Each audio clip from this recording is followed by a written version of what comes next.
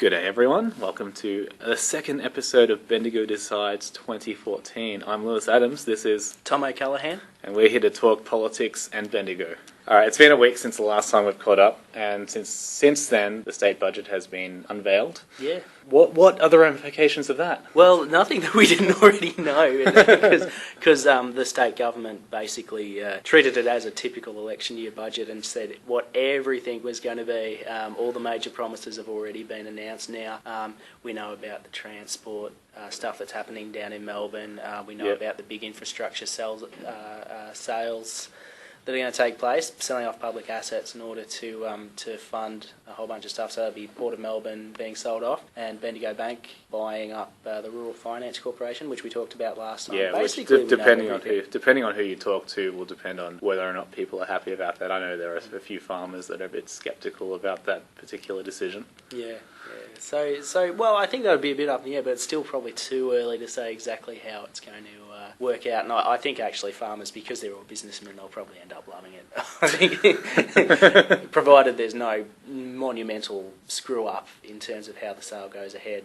I can't see farmers specifically being really annoyed about it, although I can see public service workers being a bit annoyed about it, and various things like that. In the last week or so, we've also seen how the media's reacted to this stuff and industry groups. So we now know that Labor's really on the back foot in terms of in the media. The Herald Sun, The Age, probably the Australian, these big papers that circulate throughout the state, all pretty much love this budget. There was nothing they didn't particularly hate, which is never a great sign for an opposition in an election year. We know at a local level, people were pretty...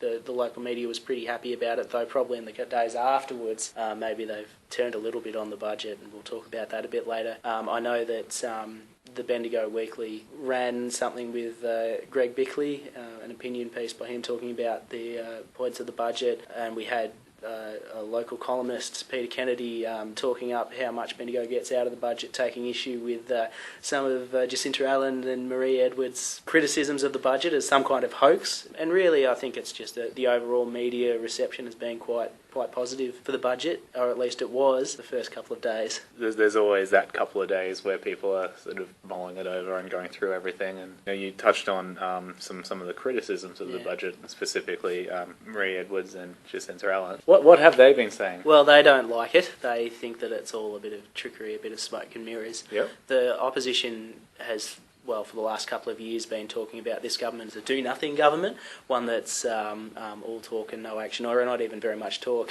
particularly when Ted Bailey was in charge. But, well, they've been trying to get as much of that out of their system as they could, because they knew that this budget was going to see a couple of big infrastructure announcements, and suddenly their attack, their do-nothing attack that they were giving on the government was going to, suddenly stop being relevant. They're in this tricky situation where they've got to now kind of change all this rhetoric, all this framing, to now responding to a budget that's pretty heavy on infrastructure, pretty heavy on big spending promises, and also is one with a surplus, or it's projecting surpluses that are bigger than we were expecting, which is, basically like crack to any government. And so they're now in this stage where they're criticising, a couple of things. There's been quite a few things that they've criticised in terms of I guess, your kind of union stuff, because this was a very business-friendly budget. It was very much a Liberal government. Yeah, that's right. So there's lots of criticisms of I guess as well as being, criticisms of things that you'd expect from, say, the union's point of view. There's also been criticisms of waiting times for paramedicine and ambulances, because we're still seeing these things spiralling out of control. There's the odd spot in the news about specific incidences that you see sort of every now and again, especially lately, about ridiculous ambulance wait time. They've also done, the typical things kind of that you look for as an opposition in budgets is going and trying to find the local projects that missed out. So it was pretty slim pickings actually for Jacinta Allen and Marie Edwards this year. They found an intersection in Napier Street, which is a real black spot, and they want to try and get funding for that and have pointed it out. But, not heaps. And surprisingly, given how how far, so the Bendigo Advertiser in particular has started criticising this budget. They actually haven't had very much to do with this bit in particular. I'd love to paint you a picture of that, of exactly what's going on there, because it's actually quite a huge change in the dynamics in this local election. And we were always expecting the dynamics to change once that budget hit. Let's move on to the women's shelter, which has been getting a bit of press lately. Specifically, Marie and Jacinta have had a few. No, actually, they haven't. They haven't. They haven't really. Which is the weird thing about this. this. Yeah, I was actually expecting them to have at least said some things lately. Let me paint you a picture, okay. Lewis. All right. So we'll get the visual up on Wednesday.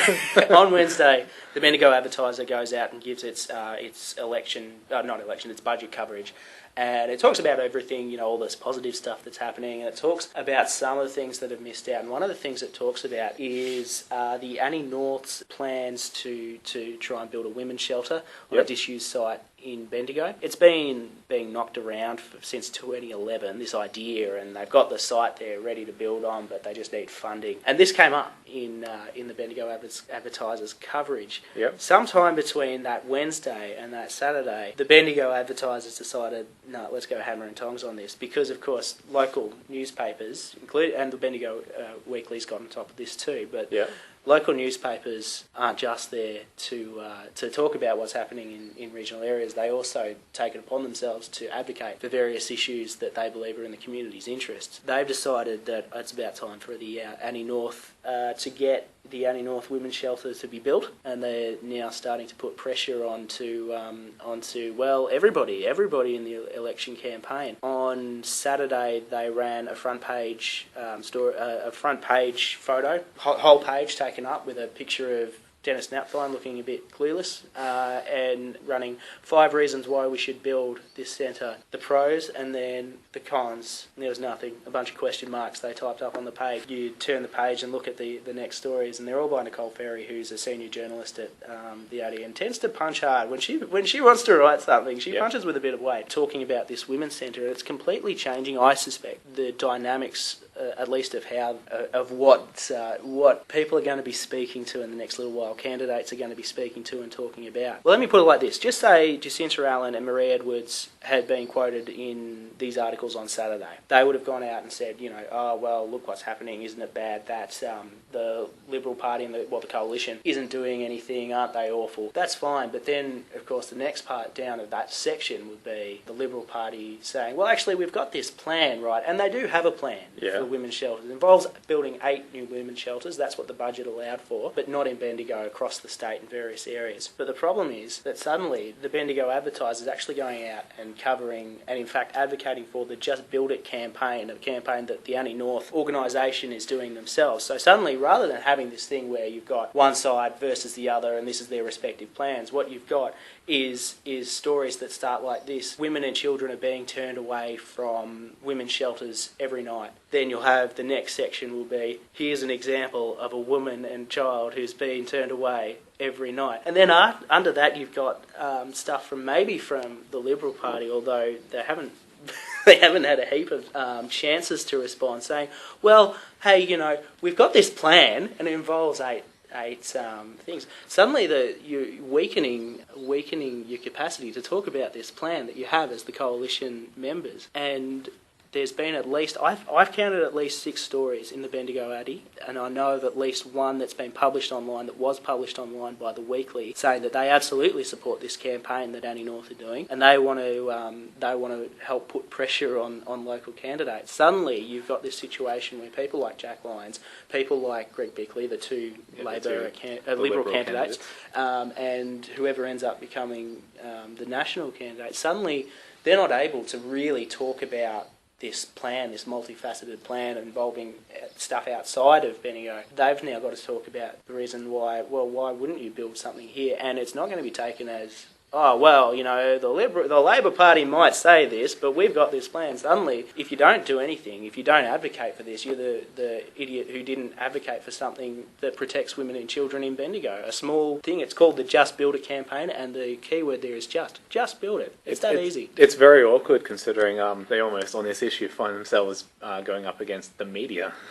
They do, and the only course of action that they actually have, Greg Bickley and Jack Lyons and whoever ends up becoming national candidates, is to actually start advocating for it themselves. So suddenly they're forced into a position where they actually have to become active campaigners within their political parties, which I don't know that, maybe they were going to do that anyway, I don't know, but suddenly they're forced to by media coverage. It's a great example of just how powerful local media organisations can be. What else is there that's a sort of, I guess, a pressing issue in Bendigo at the moment? There hasn't been, aside from that one, a lot of huge ones, has there? No, not really. I mean, other than ambulance waiting times, which has been a long-standing issue, and I'm sure we'll see a bit more developing happening, and I think this Annie North stuff, I don't think that there's been anything that's really developed in the last little while that's, you know, a major issue, other than perhaps the Labor Party on Napier Street. But then again, I suspect that, you know, it's not going to be a massive issue other than for the people who use the road every day. There's a lot of people who use Napier Street, yeah.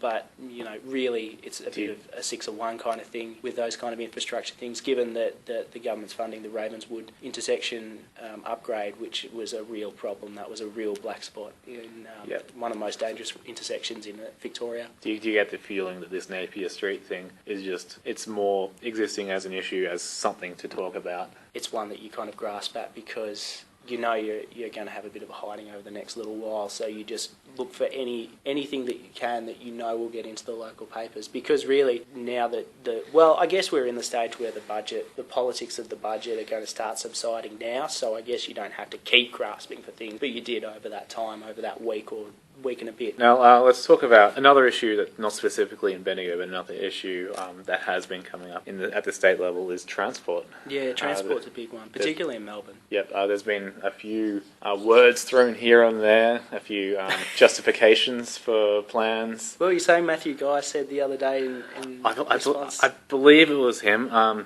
think it was him who said that it was common sense. Common sense to build. Well, not to to build the underground tunnel. Yep. Yeah, so there's an east-west link tunnel that it's been kicked around for quite a while in terms of trying to relieve some congestion in passenger transport in Melbourne. Transport's a massive deal in Melbourne just because, well, it's not a great transport system. Well, it's a bit of an added-on, haphazard one. Yeah, Melbourne is a growing city, and there are more and more people using those roads, especially in the middle of the city. And the roads need to try and keep pace with the increased traffic.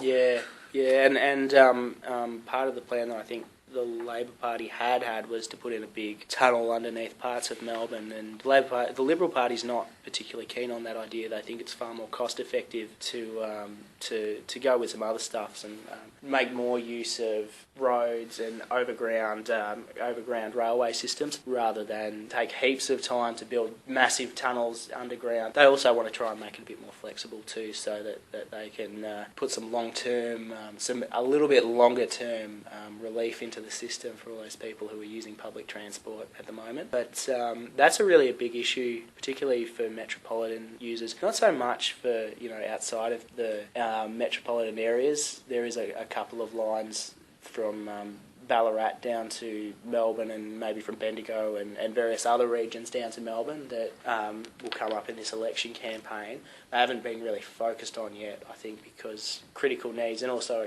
a critical mass of people live in Melbourne and dictate state elections. You know, they really are dictated by Melbourne. By the city. Although it is something that will have, if not a major effect, a minor effect on Bendigo, because we're close enough that we do have quite a number of people living here that are making the trip down there, and they don't want to be stuck in traffic for their trips down after driving for an hour and a half and stuck in the middle of the city, which is something that I'm sure has happened to most of us. Yeah, I think so. Yeah. The other thing just to keep an eye on in the next little while is jobs. I think the government's still under a lot of pressure for its jobs plan, because I'm not sure exactly what it is at the moment, but it's not whiz-bang. It's not at the front of any election campaigning at the moment. In the last little while, of course not well in the last year or so, we've had massive redundancies announced, or at least plans to lay off people, particularly in Geelong, Yep. at car manufacturing areas. The motoring companies. There's the current issues with the federal governments. There'll be not quite as many people in Bendigo, but there'll be quite a few federal employees being laid off. Yeah, 1,600. Lots of people. Not all in Victoria. A portion of them will come from Victoria. That is another few people just dumped into the unemployment market. Of course, the concern that you would have, that both the parties have, is making sure that they've got plans to start building and start job creation, because that's going to be a big question at the forefront of a lot of voters' minds. Because really, there's not a lot of faith in the jobs market, I suppose, at the moment. There's probably a lot of people wondering whether we're one big layoff away from some kind of crisis. That's right. It's definitely an issue that's going to be very difficult to ignore. I think we've covered everything. Covered it all. Yep. Now, we're sort of at this point where things are starting to ramp up very slowly as far as the campaigning. It hasn't really hit full steam yet, but wait till a few other parties announce who they've got up running, especially the Nationals and the Greens, and we'll see if any of those other minor parties are thinking about putting someone up there. At this stage, this early stage, what is your take on the upcoming few months? What do you expect? Any issues that we haven't talked about, any issues that we have talked about that you think will be the big ones to keep an eye on? Like, I know transport will be one, and jobs potentially, but is there anything else? Well, apart from the Annie North stuff, which is immediately, you've just got to wait and see when.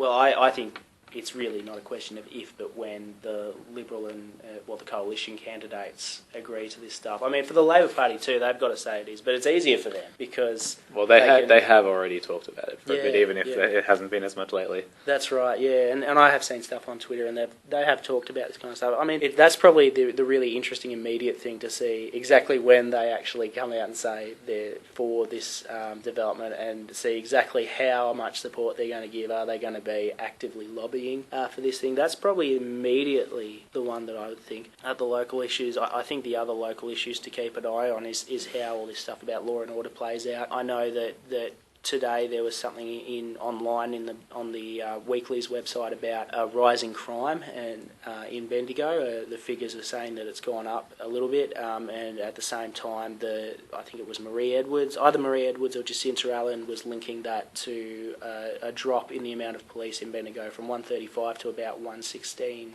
officers. So that'll be an interesting one to see, but I think that's going to be a kind of in the background, at least for the next little while. And of course education will keep being a big one, but you'll have to just keep an eye on who's popping up in which schools, I think, over the next little while to see how that works out. Thank you, Tom O'Callaghan. Thank you. If you're listening to this elsewhere, you can be listening to this on www.thenewlocal.net. Just hit that up, you might find some articles. You'll find last week's episode if you haven't listened to that yet. Hopefully you weren't too lost for missing out on episode 1 when you're listening to this one. You can hit up The New Local on Twitter, @TheNewLocal. You can send an email, thenewlocal@gmail.com. And thank you. No, thank you. We will be back later on for more Bendigo Decides.